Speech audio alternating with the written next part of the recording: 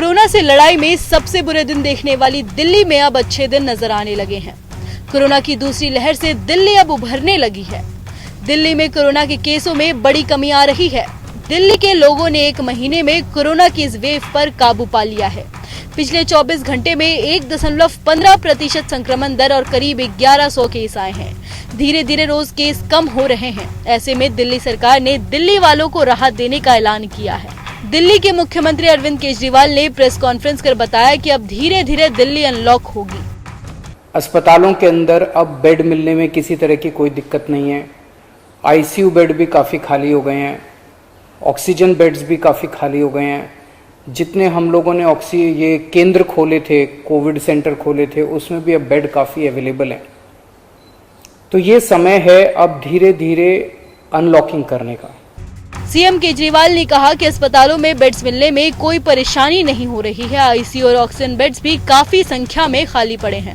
Oxygen की किल्लत के वक्त जो कोविड केयर सेंटर बनाए थे, अब उनमें भी काफी बेड खाली पड़े हैं।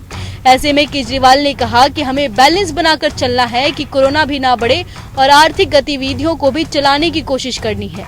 दिल्ली को खोलने में सबसे पहले हमें समाज के उस तबके को ध्यान में रखना है जो सबसे गरीब है, मजदूर है।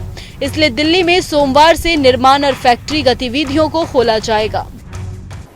मजदूर हैं, दिहाड़ी मजदूर हैं, प्रवासी मजदूर हैं। अपने दिल्ली में उत्तर प्रदेश से, बिहार से, आसपास के और राज्यों से दिल्ली आते हैं आजीविका कमाने के लिए। दिहाड़ी के ऊपर काम करते हैं और बहुत ही मुश्किल परिस्थितियों के अंदर जीते हैं। ऐसे मजदूर सबसे ज़्यादा अपने को कंस्ट्रक्शन एक्टिविटीज़ में और फैक्ट्रियों में काम करने वाले मिलते हैं। तो आज इन दो चीज़ों को मीटिंग में ये तय किया गया कि इन दो गतिविधियों को सोमवार को सुबह से खोला जाएगा।